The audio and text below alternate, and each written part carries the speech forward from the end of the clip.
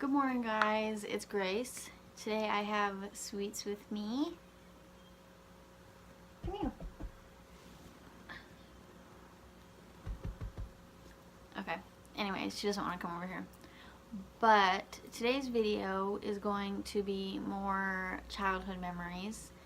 I have done 2 videos on childhood memories already, so I'll link to both of those in the description so you can go back and watch them.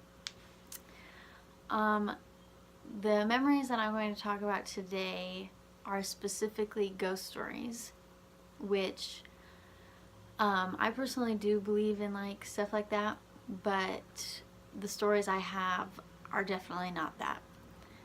There's science and stuff to explain what happened that I at the time thought to be ghosts. So I'll tell you some of those stories. But first, let me give you a little bit of background. So my mom liked to watch like ghost hunters and stuff like that when I was little, and it would always scare me, and I would never want to go anywhere in the house. I'd want to stay in like her bedroom, and if I want, because our house was very long. We had the kitchen over here, and then our bedrooms over here, and then this big den, and then my mom's room. And it was all like it was very long. It wasn't like a normal house setup.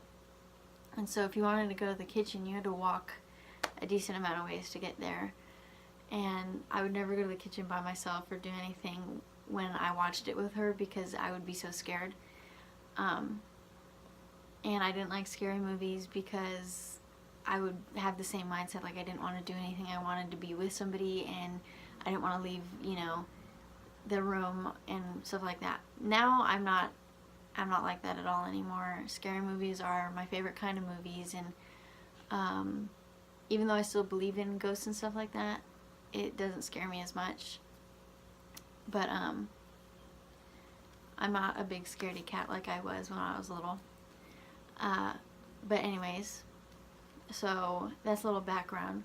And then all of my friends that used to come to my house, they would never go to the kitchen. Specifically was the scary part of the house, the kitchen, living room area.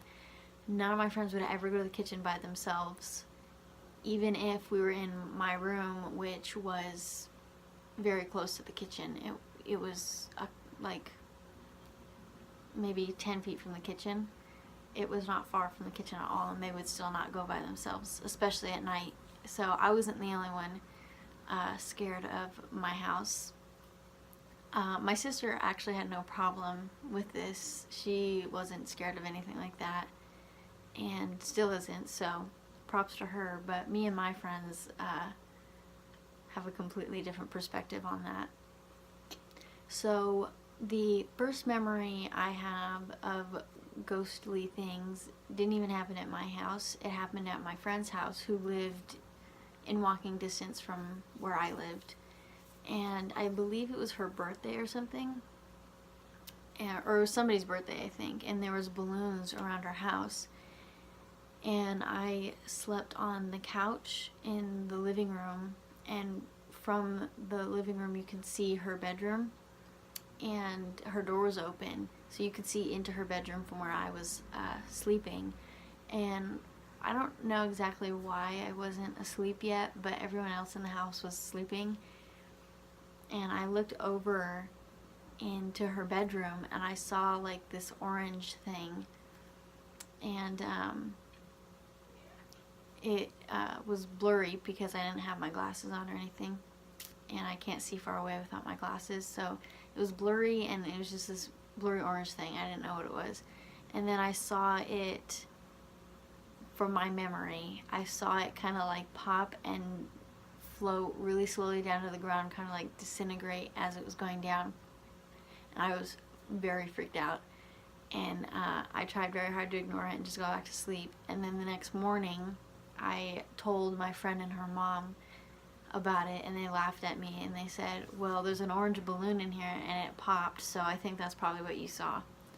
So in hindsight, that probably is what I saw, but I refused to believe that at the moment. I was convinced it was a ghost or a demon or something of the sort just playing tricks on me while I was trying to sleep. But, you know, I was pretty young, so. The next one I remember was at my house, and it was, I was home by myself, and the front door was open, and then the front door, if you went straight in the front door and kept going, it led straight to a hallway, and my room was at the end of the hallway. Well, I was doing something. I think I was taking stuff from my room to other places in the house, like the kitchen or whatever, and I had the front door open for some reason, and then I had this dresser that the drawers, if you pulled them a little bit out, they would end up opening the rest of the way by themselves. And one of the drawers opened while I was in the living room putting stuff down. And I immediately knew what it was. And I was like, please tell me the drawer's not open. So I went back to my room. Sure enough, the drawer was open, and I hadn't touched my dresser or anything, so I was convinced it was a ghost. I was like, it couldn't have been me, because I didn't touch it, I wasn't even in the room. So then I ran to my mom's room, and I sat in there until my mom got home. And then what I think happened, though, was the angle that my room was at compared to, like, the front door, because it was at a little bit of an angle. I think the breeze from the front door being open kind of did it, because, and I also had my bedroom window open at the same time. So a lot of, quite often, if I had my bedroom door open and the front door was open, my bedroom door would slam shut by itself, which I was also convinced was ghosts at the time. But, you know, my mom always told me it's just because the front door is open, the breeze and, you know, the angle of your door is just right for, you know, the door to just slam shut. And then, so I think that's why the drawer opened by itself also. But, you know, there was also one time that was at my friend's house, same friend, but she was at a different house. And we were in her room, and I remember hearing noises outside the window. And I was convinced it was ghosts for some reason, not anything logical, like maybe an animal or like a burglar or something, which would be a more reasonable thing to be scared of outside your window. But I was convinced it was ghosts, and I freaked out and was very scared. And she's like, it's okay, it's okay. And we ended up just going to sleep, because when I'm scared at night, like if something scares me, I just turn over and close my eyes and pretend it's not there. So sleeping is always a good option for me at night if something's happening that scares me. So we ended up just going to sleep after she tried to convince me that everything was okay. And I was like, I don't know about that. But, you know, me being a scaredy cat when I was little just made me scared of everything. I'm the type of person who, if I'm walking through the house, I think of all the things that could possibly be behind me, and then I'm scared, and I just, you know, run to my room or run to wherever I'm going. I don't do that anymore, but when I was little, I did that quite a bit. So I was just scared of everything all the time, especially the dark. I didn't really like the dark, because then I start thinking about what could be in it, and then it's just like not a good mindset to have when you're a kid. But now, even though my views really haven't changed, I'm just not scared of all the same things anymore. So even right now, I do think of, as I'm walking through the house at night, I think of what could possibly be behind me, but it doesn't really scare me anymore, because I know that it's probably not there. When I was little, I would think it's probably there, so I need to run.